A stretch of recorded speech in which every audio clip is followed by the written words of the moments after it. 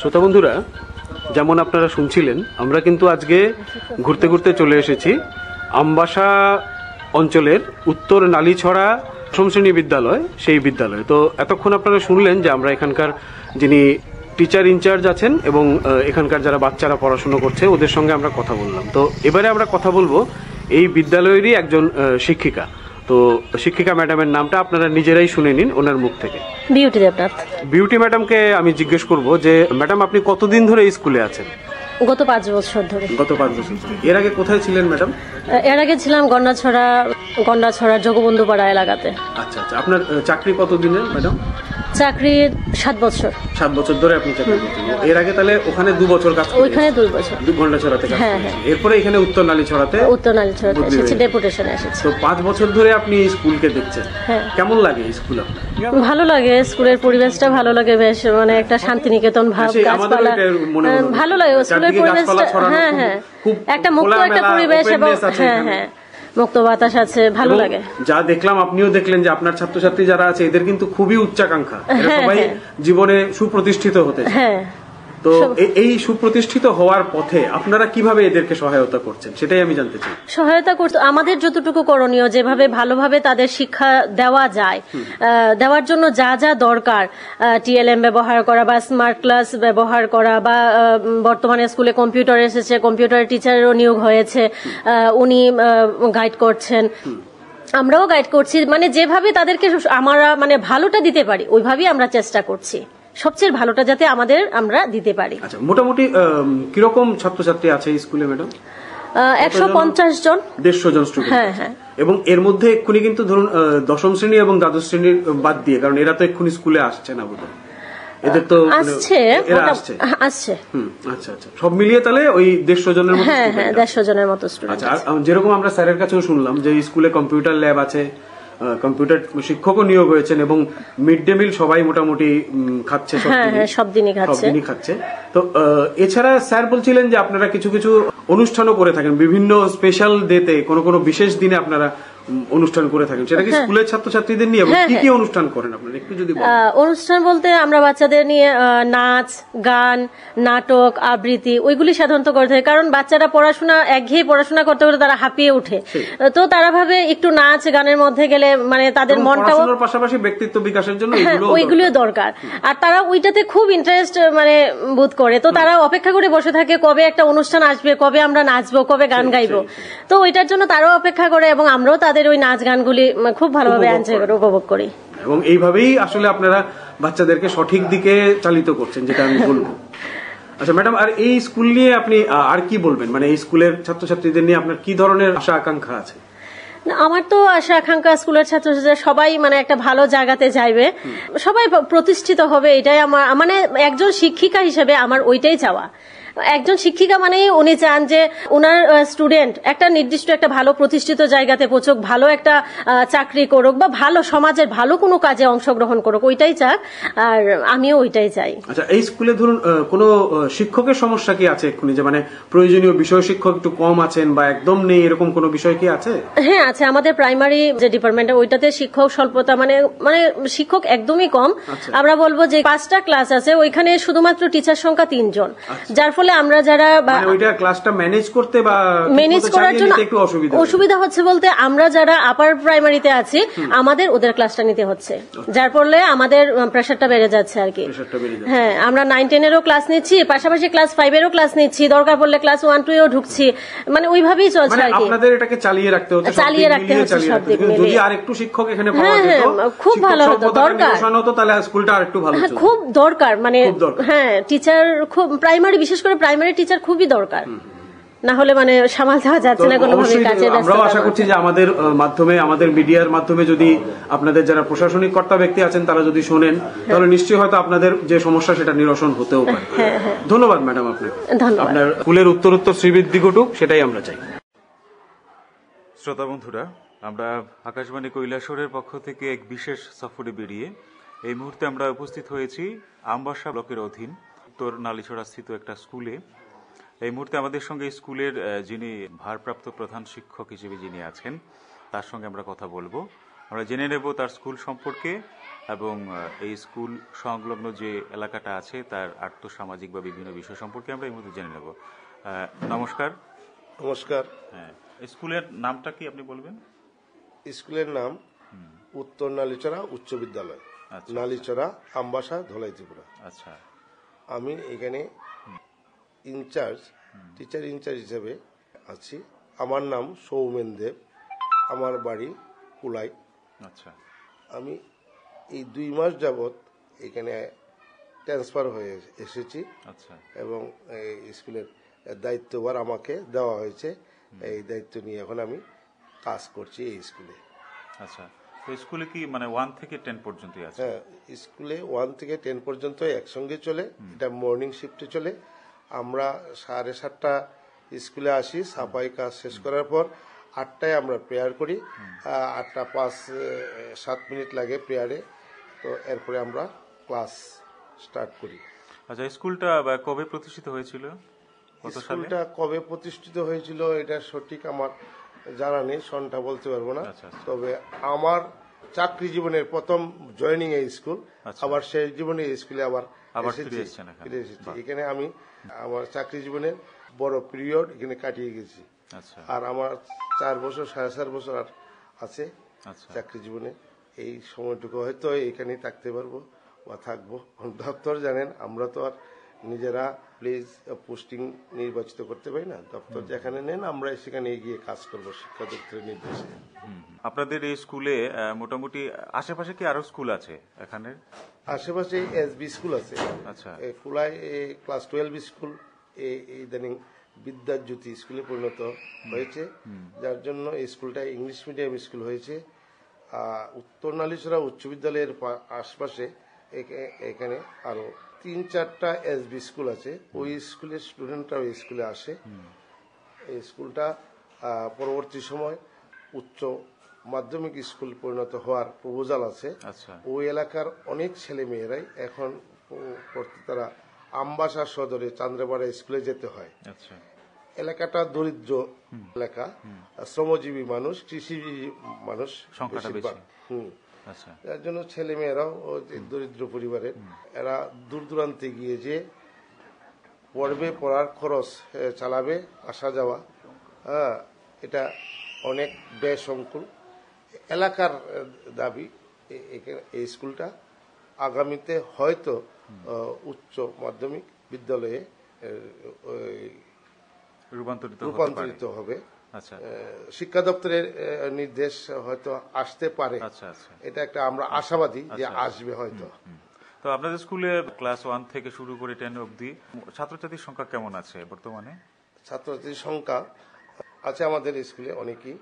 এখানে 1 থেকে ক্লাস 5 পর্যন্ত প্রাইমারি সেকশনে ছাত্রছাত্রী ছিল আমাদের 53 জন। আচ্ছা। এর মধ্যে যেহেতু নতুন শিক্ষা বর্ষ শুরু হয়েছে, অনেক ছেলেমেয়েরাই টিসি নিয়ে অন্যত্র গিয়েছে বিভিন্ন সুযোগ সুবিধার জন্য। আবার অনেক ছেলে মেয়ে ভর্তি হয়েছে, আমাদের ভর্তি প্রক্রিয়া চলছে। এই স্কুলের অধীনে একটা এসসি গার্লস হোস্টেল আছে। হোস্টেলটাতে যে ছাত্ররা এখানে পড়াশোনা করে, রেসিডেন্সিয়াল থাকা খাওয়ার ব্যবস্থা ওই স্কুলেই পড়াশোনা করে। যার জন্য আমরা ওই ভর্তি প্রক্রিয়াটা 25 তারিখ পর্যন্ত নিয়েছি। স্কুল কিছুদিন বন্ধ ছিল গত কয়েকদিন। এই 25 তারিখের মধ্যে আমরা ভর্তি প্রক্রিয়া শেষ করার পর আমাদের ছাত্রছাত্রীর সংখ্যার হিসাবটা আমরা শিক্ষা দপ্তরে পাঠিয়ে দেব। এবং আমাদের ক্লাস 6, 7, 8-এ ছাত্র সংখ্যা আছে 102 জন ছিল। এখন হয়তো একটু কম বেশ হবে। এখনো ভর্তি প্রক্রিয়াটা শেষ হয়নি। আজকেও এসেছে ভর্তি হতে অনেক ছেলেমেয়েরা। অনেক ছেলেমেয়েরা এই অন্যত্র যাচ্ছে টিসি নিয়ে, পরিবারের গার্জেনের অনুমতি ক্রমেই বিভিন্ন সুবিধার জন্য। আর 9-10-এ ছাত্র আছে অনেক বেশি। এখানে প্রায় 100-র উপরে ছাত্র আছে 9-10-এ। কারণ 9-এ এসে ভর্তি হয়ে এসবি স্কুল থেকে, এখানে আশপাশে 5টা এসবি স্কুল আছে, ওই স্কুল থেকে ছাত্ররা 9-এ 8 পাস করার পর 9-এ এসে এই স্কুলে ভর্তি হয়। আচ্ছা। তো এতে 9-এর স্টুডেন্টের সংখ্যাটা বেড়ে যায়। তৎসঙ্গে ক্লাস 10-এর ছাত্রছাত্রীর সংখ্যাও এখানে বাড়ে। গত বছর আমাদের মাধ্যমিক পরীক্ষা দিয়েছে 44 জন ছাত্রছাত্রী। এর মধ্যে বেশি ছিল, অনেকে অসুস্থ আছে, দেয়নি, এরকমও আছে। আচ্ছা, তো আপনাদের এখানে যে মাধ্যমিক যে ক্যান্ডিডেট যারা থাকে তারা কোথায় গিয়ে পরীক্ষাটা দেয়? এটা শিক্ষা দপ্তরের নির্দেশে এখানে সেন্টার ছিল আগে কুলাই ক্লাস 12 স্কুলে। হ্যাঁ। বিদ্যাজ্যোতি হওয়ার পর আচ্ছা। এই স্কুলে সিবিএসই পরীক্ষাগুলো হয়, সিবিএসই যে বোর্ডের পরীক্ষা হয়, আর আমাদের টিবিএসসি ত্রিপুরা বোর্ডের যে পরীক্ষাটা হয় এটা চান্দাইপাড়া ক্লাস 12 স্কুল এবং ডোলুবাড়ি গেট ক্লাস 12 স্কুলে গিয়ে পরীক্ষা দেয়। তো আমাদের বিদ্যালয়ে ছাত্রছাত্রীরা গত যে ফাইনাল পরীক্ষা মাধ্যমিক পরীক্ষা দিয়েছে তারা চান্দাইপাড়া স্কুলেই তাদের ব্যবস্থাপনায় রেখেছে শিক্ষা দপ্তর, ওই স্কুলে গিয়ে তারা পরীক্ষা দিয়েছে। তো মাধ্যমিক পরীক্ষায় পাশের যে হারটা কেমন থাকে প্রতি বছর? আমাদের এই বিদ্যালয়ে পড়াশোনা খুবই ভালো হয়, আগেও ভালো ছিল, এখনো ভালো হয়। আমি এসে জানতে পারলাম এই গত কয়েক বছর যাবৎ ছাত্রছাত্রী পাশের হার সবচেয়ে বেশি এবং কয়েক বছর 100% পাস করেছে, মানে যতজন পরীক্ষা দিয়েছে ততজনই পাস করেছে।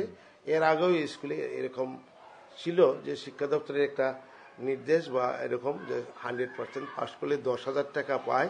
এই স্কুল কিন্তু এই রেকর্ডও আছে, 10,000 টাকা শিক্ষা দপ্তর থেকে পেয়েছে 100% পাস করার পর। এখনো ভালো রেজাল্ট হয় আমি জানি। এইবার যারা পরীক্ষা দিয়েছে তাদের সঙ্গে আলাপ আলোচনা করেছি, তাদেরও পরীক্ষা ভালো হয়েছে, কিছুদিন পর তাদের রেজাল্ট বের হবে। আচ্ছা আচ্ছা, ফার্স্ট ডিভিশন সেকেন্ড ডিভিশন এগুলো বেশ আসে না? গ্রামের স্কুল বলে এখানে যে ভালো স্টুডেন্টের যারা একটু ভালো তারা গার্জেনরা ধরেন না তাদের ছেলে মেয়ের উন্নতির জন্য এখানে ইংলিশ মিডিয়াম স্কুল ছিল, লালচুরি একটা মিশন, একটা বেসরকারি স্কুল, এখানে যায়। তারপরে এই লালচুরিতে আরেকটা ইংলিশ মিডিয়াম মডেল স্কুল আছে ইংলিশ মিডিয়াম, ওইখানেও চলে যায়। হ্যাঁ, তারপরে এই এখন বর্তমানে বিদ্যাজ্যোতি ইংলিশ মিডিয়াম হয়েছে, ওইখানেও চলে যায় ভালো ভালো স্টুডেন্টরা। এটা গার্জিয়ানের মানে নিজস্ব ব্যক্তিগত থাকবেই, যার জন্য আমাদের এই স্কুলটাতে আমরা এই এলাকার সাধারণ শ্রমজীবী ঘরের ছেলে মেয়েরাই আসে এবং তারা আমাদের এই এলাকার তুলনায় ছাত্রছাত্রীরা ভালোই পড়াশোনা করে। ফার্স্ট ডিভিশন সেকেন্ড ডিভিশন সংখ্যাটা কম থাকলেও ফাঁসের হার খুব ভালো। আচ্ছা, তারপর আমরা এখানে একটা কম্পিউটারের ল্যাব দেখেছি, এখানে কম্পিউটার শিক্ষা প্রদান করা হচ্ছে? হ্যাঁ, কম্পিউটার শিক্ষা প্রদান করা হয়। এখানে কম্পিউটার অনেক আগ থেকেই ছিল। আমি যখন 1996-এ এখানে জয়েন করেছি সেপ্টেম্বর মাসে, হ্যাঁ, তখন আসার পর এটা ছিল স্কুলটা এখন অনেক বড় হয়েছে, ঘর অনেক কম ছিল, তখনই আমি এখানে দেখেছি কম্পিউটার দিয়েছে। ওই কম্পিউটারগুলি অলরেডি নষ্ট হয়ে গেছে, আরো অন্যান্য দপ্তর থেকে কম্পিউটার এসেছে, এখন তো বিভিন্ন দপ্তর সাহায্য করে এগুলো দিয়ে কম্পিউটার আছে। আমাদের এখানে এই শিক্ষা দপ্তরে যে একটা টিভি চ্যানেল আছে, এটার নামটা মাথায় আসছে না, যাই হোক, হ্যাঁ, ওই টিভি চ্যানেলটাও আমরা এখানে দেখানো হয়, ছাত্রদের দেখানো হয়। আচ্ছা, কোন ক্লাস থেকে কম্পিউটারের শিক্ষাটা শুরু হয় এখানে?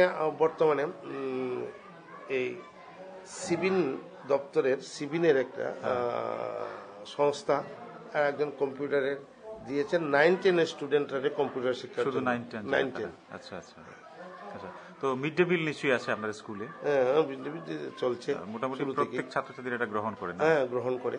এবং মিড ডে মিল আমাদের এই বিদ্যালয়ে আমি আসার পর দেখেছি মিড ডে মিল খুব ভালো হয়, আমরাও মাঝে মধ্যে টেস্ট করি।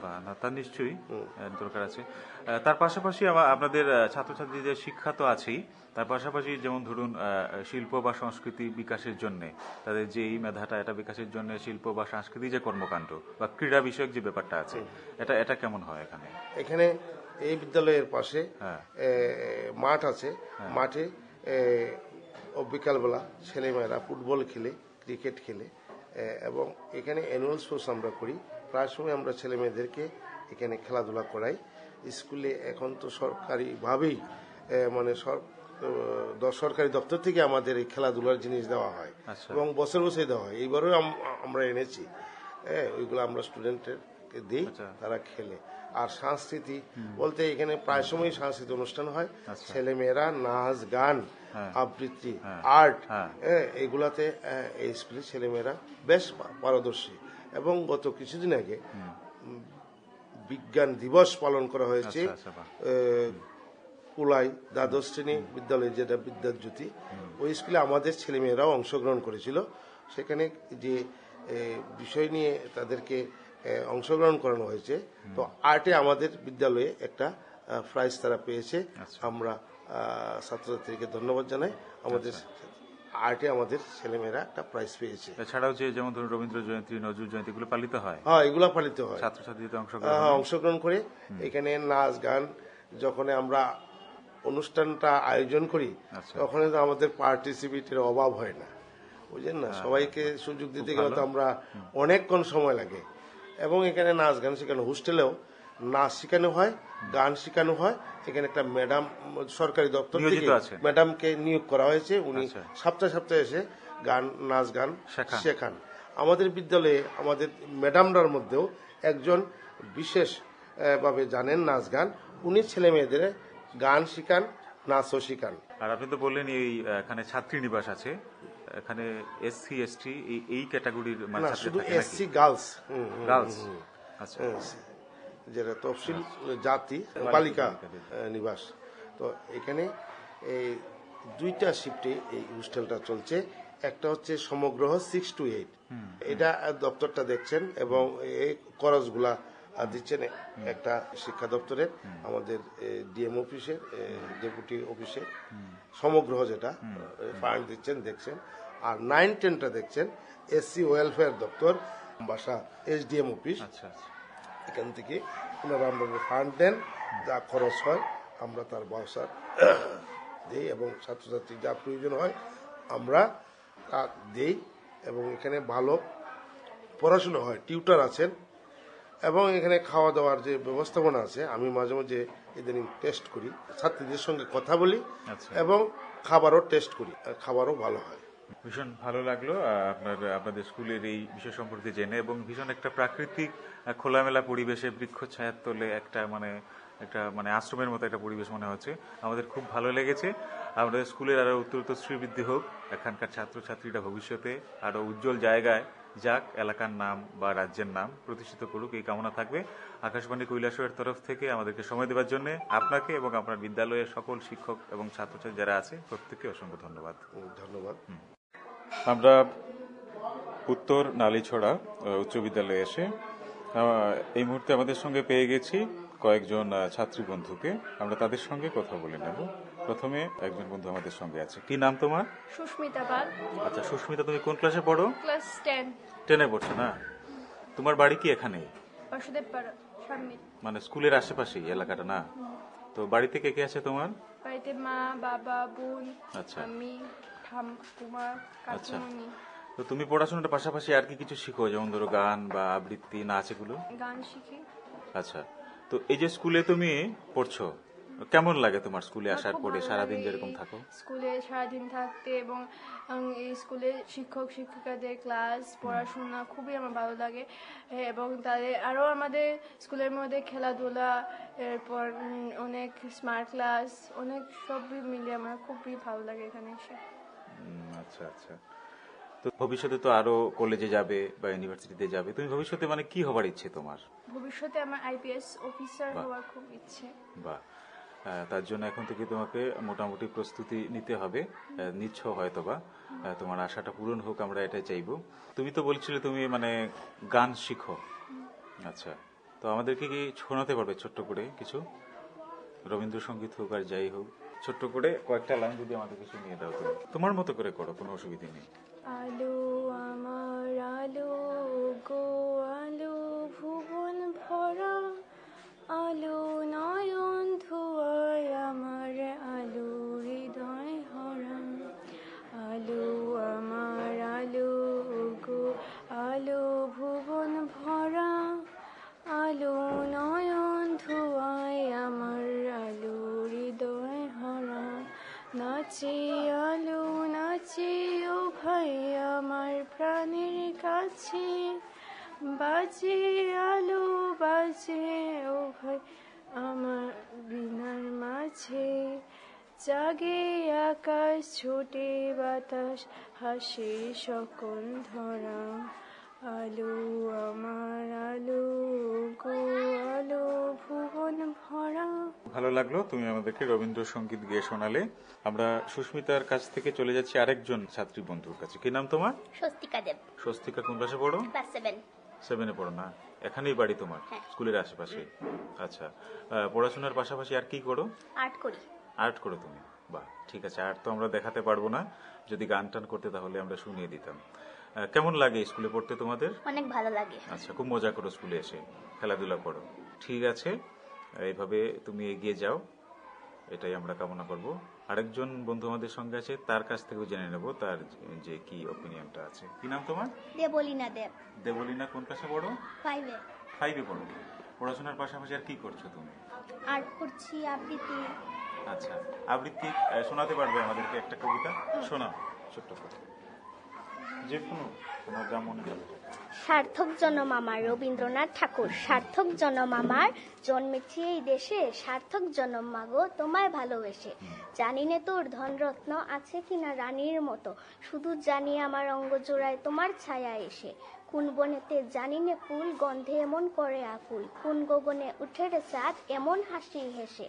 আখি মেলে তোমার আলো প্রথম আমার চোখ জুড়ালো, ওই আলোতেই নয়ন রেখে মুদব নয়ন শেষে। বাহ, খুব ভালো হয়েছে। আর তোমরা তো নিশ্চয়ই স্কুলে মিড ডে মিল খাও, কেমন লাগে মিড ডে মিল খেতে? খেয়ে টেয়ে বাড়িতে তোমরা যাও না? হ্যাঁ। আচ্ছা, ঠিক আছে। আরেকজন ছাত্র বন্ধু আমাদের সঙ্গে আছে, তার কাছ থেকে জেনে নেবো স্কুলে কেমন লাগছে। কি নাম তোমার? অনুরাগ দেব, অনুরাগ কোন ক্লাসে পড়ো তুমি? ক্লাস 10। 10-এ পড়ো। পড়াশোনার পাশাপাশি আর কি করছো তুমি?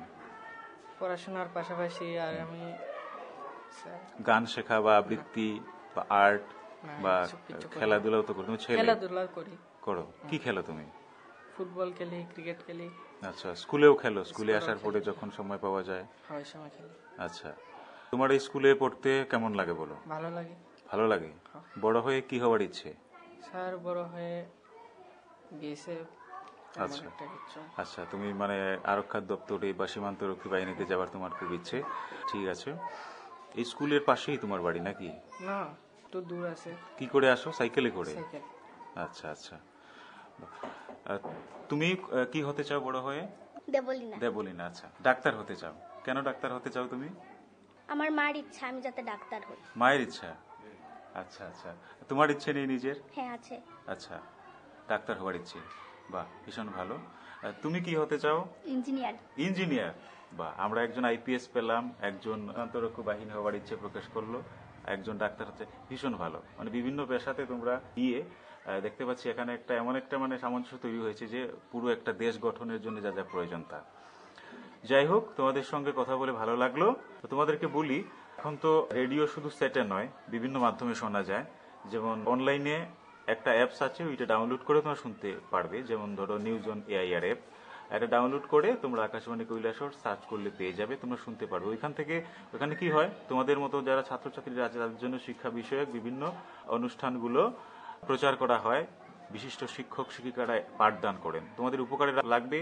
তারপর যেমন ধরো গানের অনুষ্ঠান হয়, তোমরা যারা গান শিখছো ওইখান থেকে ভালো ভালো শিল্পীর গান তোমরা শুনতে পারবে। আমরা আশা করব তোমরা অনুষ্ঠান শুনবে, এতে করে তোমাদের অনেক উপকারে আসবে এই অনুষ্ঠানগুলো। ঠিক আছে, এভাবে শুনতে থাকবে, কারণ পড়াশোনার পাশাপাশি শিল্প এবং সংস্কৃতির যে চর্চাটা এটাও দরকার আছে। সবকিছু প্রয়োজন আছে। শিক্ষা এবং সংস্কৃতির মেলবন্ধন হলে কিন্তু একটা মানুষের পূর্ণাঙ্গ ব্যক্তিত্ব তৈরি হয়। এটা হচ্ছে কথা। তোমরা নিশ্চয়ই শুনবে, মোবাইলে শুনতে পারো, সেটাও শুনতে পারো, যেভাবে সুবিধা হয়। আমি তো বলেই দিলাম কি করে মোবাইলে শুনতে হয়। তো খুব ভালো লাগলো তোমাদের সঙ্গে কথা বলে, খুব ভালো থাকবে। তোমাদের উজ্জ্বল ভবিষ্যৎ কামনা করে তোমাদের সঙ্গে কথা বলা এই মুহূর্তে আমি শেষ করছি।